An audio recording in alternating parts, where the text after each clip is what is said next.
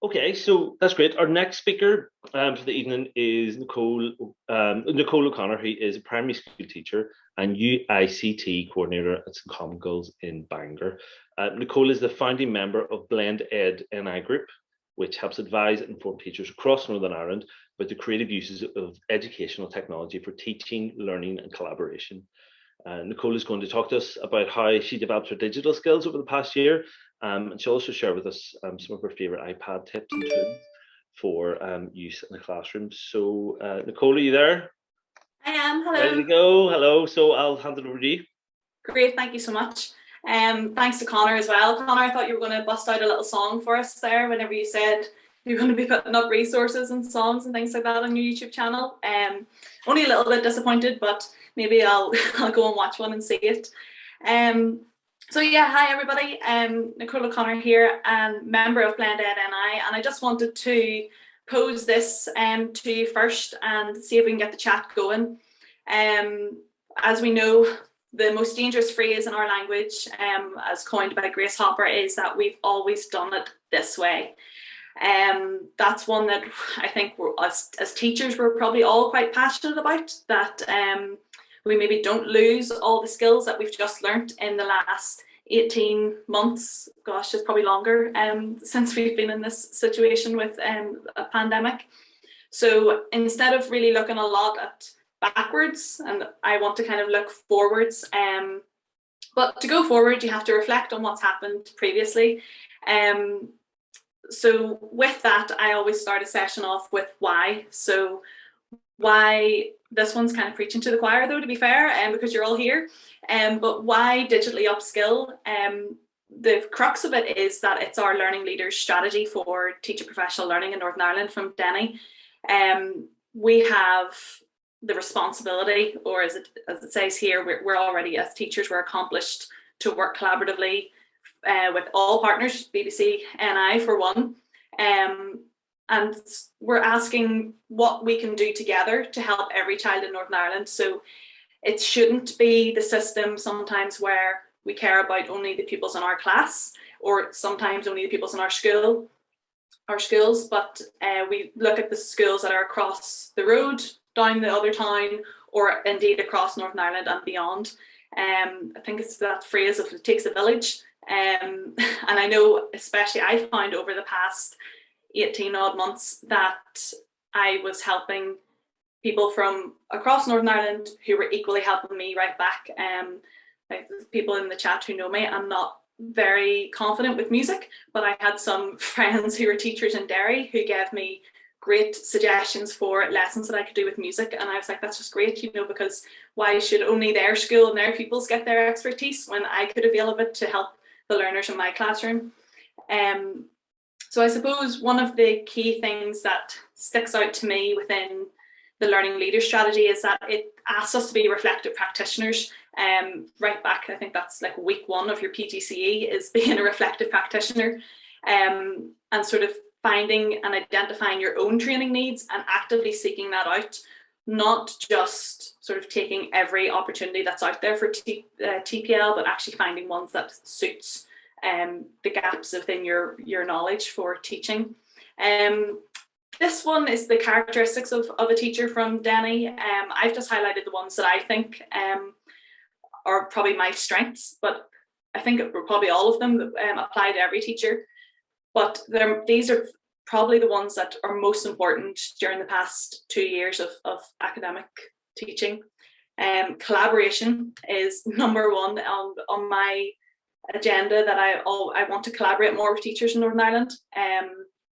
I have massive thanks to my Blend Ed colleagues, who actually tonight's presentation is the first one I've done in a long time where I haven't collaborated with them to make something. Although I did give Karen a quick call beforehand. But I've collaborated with them so much in the last 2 years, and that has also upskilled myself digitally using Keynote to do live collaborations. There'd be times when me and one of the girls would be sitting on a Keynote, not talking verbally, just having a little chat box open on Keynote, typing back and forth. And I think it's one of the mighty things that I've learned over the past couple of years. Being a problem solver, my goodness, how much was that needed? We were putting out fires everywhere. Pupils who were accessing Seesaw but maybe couldn't get a link to work. So then we had to embed videos, and then children teachers then were finding we couldn't upload more than 5 minutes of content. So then we had to learn how to compress a video. There was so much that we had to problem solve to continue to make sure that our provision was enough for the learners that were in front of us, either for lockdown, like when they were in school, for key worker provision, or those who were across the screen somewhere within Bangor from me. Being a learner, I think every teacher identifies being a lifelong learner, and probably the proof is in the pudding that 130 odd plus people are on this call tonight that we're still being lifelong learners, even though we're hopefully coming out the other side of this pandemic now. And the last 18 months proves it. I think we all saw that TPL opportunities just absolutely blew up, probably blew up overnight. It happened very rapidly. Social media was huge. I know I see on the call tonight people who were part of grassroots organisations like NI Teachers Collaborate, Learn NI. There's so many people who came up, stood up, decided to lead in areas that does take being 10% braver to coin from women out there. Like the edu Twitter community is huge. If you're not on Twitter, get on it. Facebook as well then started having loads of groups and like private pages for people to go and ask questions and to problem solve together. And then TikTok as well started to take off. I think that kind of resonates with maybe a bit of Connor's presentation, that those short, snappy little sound bites, those quick takeaways, people have found really useful. And again, you can just casually be scrolling through. You might get a TikTok about some dance trend 1 minute and then get a TikTok about how to teach phonics the next. Obviously, Eventbrite, where we all got tickets for tonight's event, you could very quickly search and find something that suits your needs. Stranmillis University College stepped up and gave a lot of content and courses, including one for blended learning, which I did and a lot of the colleagues in my school did as well. Then app-specific CPD and TPL came out, so there's Seesaw Pioneer, Ambassadors, Creative Certified Educators, Book Creator Educators, every app, or Microsoft, there's Google stuff, there's loads of things there. Then those specific companies then started, like Apple Festival of Learning, creative learning centres like ALMA and Nerve started pushing out courses. EA and CHK, of course, then pushed out ones for the ones I did were like the STEPS course and the coaching conversations. And then we have Women Ed. There's so much. It was almost overwhelming at times. I'm not sure if anybody else found it overwhelming, or if anybody attended any of those. Maybe let me know in the chat. But I definitely found that we had so much out there that it was almost hard. I kind of had FOMO. Did anybody else have FOMO? I sometimes felt I really wanted to attend this course in case I missed something that was really important and innovative that could make things better. And then all of a sudden I was feeling like, oh, but I don't have time because there's two things on at once. But with that was sort of maybe the slight downside was some of the upsides where our TPL provision adapted. With it being online, of course, people found that was much easier to work around family life. Even tonight's session, for example, is being recorded. It'll be popped up on YouTube. So that sort of thing, if you can't make it, but you've already registered and signed up, then it's okay. You'll get a copy of the resources. People could do it from their living room. They didn't have to worry about traveling to Tyrone or traveling to Antrim or trying to get across after school. There was obviously loads of collaboration then that had to come online instead of, I don't know, I used to sit at Nerve courses and like be chatting to the person who's sitting next to me when there was a coffee break, but instead you chat in the chat. Well, usually, but we're very quiet tonight. But you see there's people who chat away and you start to pop in contact details. So like, let's chat about this further. There might even be mass collaboration projects. Like, I don't know if anybody's seen the foundation stage Seesaw Skills collaborative project. It was absolutely massive. And there was like so many teachers that combined their knowledge of play-based learning to make that. It's absolutely phenomenal. We had things like Microsoft Teams, Google Drives, loads of central hubs for people to create content to share it, because it's well and good putting loads of effort into a resource for 20 people or 30 people that are in your classroom, but then why not share the love? Sharing is caring. That's the first thing we teach our pupils, to share it for other learners across Northern Ireland. It's so much choice, and there's loads of digital resources. So because I'm talking like a motorboat, I'm actually going to pause and give you time to type back to me in the chat. Were there any other ways that you think TPL adapted in Northern Ireland in the past year or two? Could be for the better. It could maybe be something that you haven't enjoyed. There's good and bad, I suppose, to it. Let me know, what do you think? Anything that we could learn from this?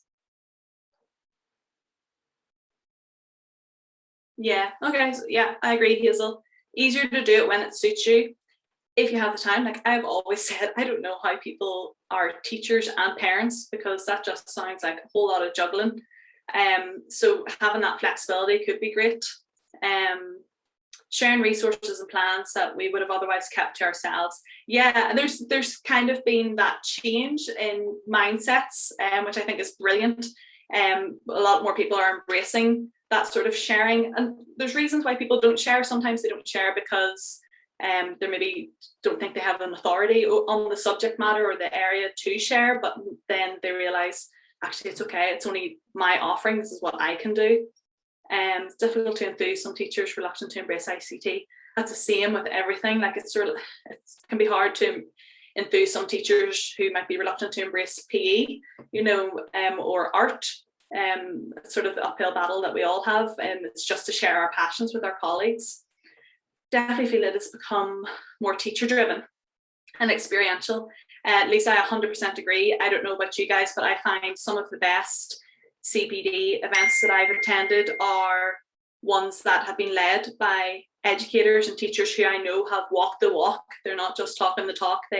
I know they've just tried this out in their classroom. And I suppose that's what I've tried to do. I've tried to authentically speak on something that I know about, and if I don't know it, or the same with my blended colleagues, if we don't know it, we don't run a session on it. We just say, here's Google, Google it, because we're not sure. We don't do it.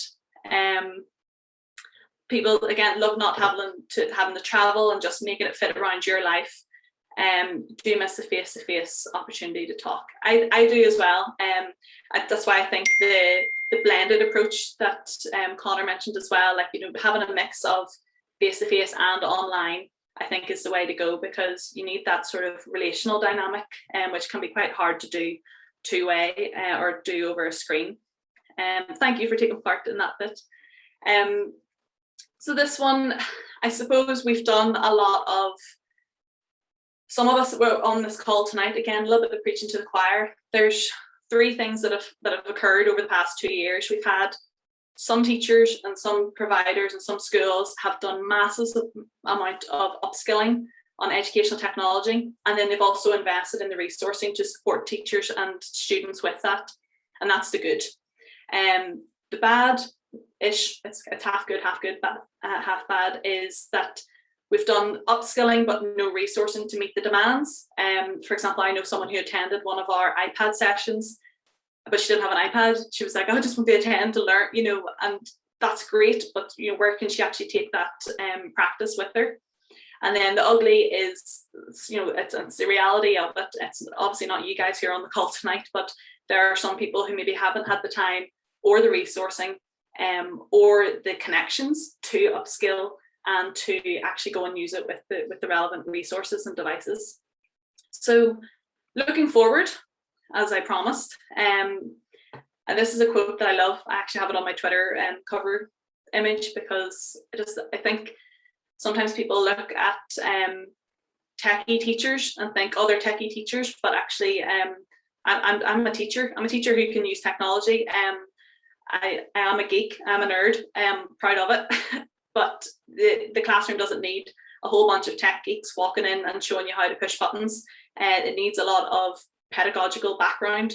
And with that, I'm going to spend a couple of minutes showing you some of my post-lockdown methods that I have used straight away in the classroom. The first one for any ICT coordinators out there is I live by this.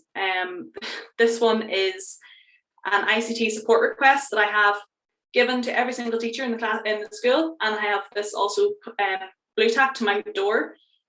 Teachers come and scan the code, and they type in the URL, brings them to this page, not that one, not National Geographic, where they can type in their name, type in what they need, and then give a message, because I could not cope with the amount of post-its I had of little things that people had requested, or if they grabbed me at lunchtime and said, here, what about this? So this is just a very quick way that I found, also contact-free. There's so much social distancing between this QR code and the person who sends it. So you can see there I have 8 responses. So whenever I solve the problem, or whenever I fix one, all I do is I hit delete, so I know I've done. So I actually now see that I have 8 problems that I still need to solve, which I love doing. I love putting out fires for that. So sorry, Lisa, what was that? URL. Oh, it's actually I just went and made my own URL for it. So just make a Google form, and then I just shortened the Google form into tiny URL, and then just went and got a QR code. Great, Miss McLaughlin, love that you're going to bring it in. It just is great for my workflow. So that was the first one.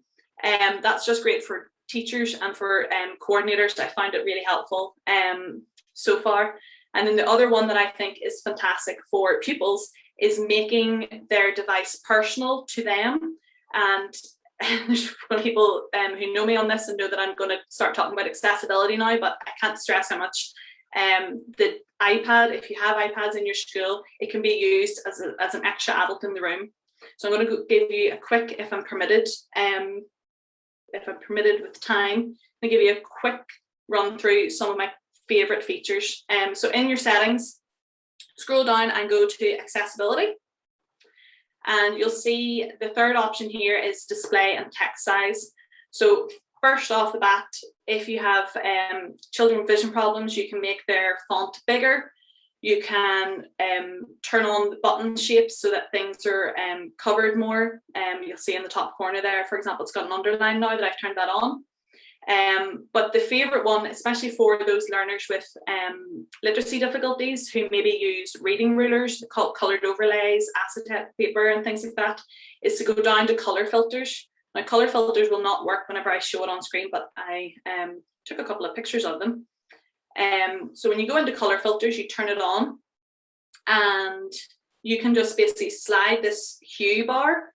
You see now it's kind of in the brown section. And you can change the intensity. Like, this is super intense. Like, that's really, really, really colored. Like this one, that's super blue. That's probably not useful for any child, but maybe it is. But you can drop the intensity here a little bit. But you can experiment with this.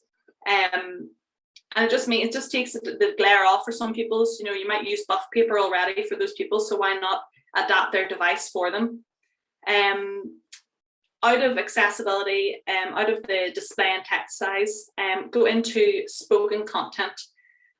This just blows my mind, the things that you can do. I would highly recommend turning on for every pupil, even for yourself, speak selection. And also I would go into highlight content. I'll show you a demo of how this works. So if I go into any text that is on a screen, for example, my class are doing all about space at the moment. We love the BBC Live lesson today on for World Space Week. So you find some text, highlight it. Let me see, I'll highlight just the first bit here. Whenever it's highlighted, you'll now have an option to speak, and that will audibly relay the text for pupils. 1 million Earths. There you go. And you'll also see for that 1 million Earths. I had the highlighted content. So every time the word was said, that little word was highlighted. So you can adapt that. Some children like it, but I think it's a great visual tracker. And one more, and then I'll stop because I know I've already gone over time, is typing feedback. So I would go into typing feedback, and depending on your learner, you might want to choose specific content here, but I would just turn on speak words. This is very annoying for teachers because we don't need it, but some learners may need it. So just remember how to turn this off. Go into an app like Pages. Let me see, I'll just start a new document. And every time you type a word, it's going to say it back to you. So that really helps, again, those learners with specific literacy difficulties. Hello. There we go. Capital I. Am. Using. So it's actually very similar to Clicker 7 or Clicker 8 that's coming out soon from EAC2K. And then again, of course, you can highlight it. You can tap speak. Hello, I am using. And children can check if the sentence they've typed is correct. And last one, okay, I've stolen one more. Last one is dictation down here. I can't demonstrate it, but just don't forget about this one. Basically, anytime a child comes up to me and asks how to spell a word, I say, well, go use a dictionary or an iPad, and they can just tap dictation and they just say the word and it spells it for them. Sometimes it needs the full sentence just to make sure that they really know how they're in context. For example, if you said the word to, there's 3 different ways because it's homophones and things like that. So that's a couple of quick tips just to go and take away. If anybody wants to reach me, you can find me on Twitter, NOCPSEd. And thank you very much. Nicole, thank you very much. That was great. There's some tips there I think I'm going to use myself, just on my own. Yeah. I use them for myself all the time. Yeah.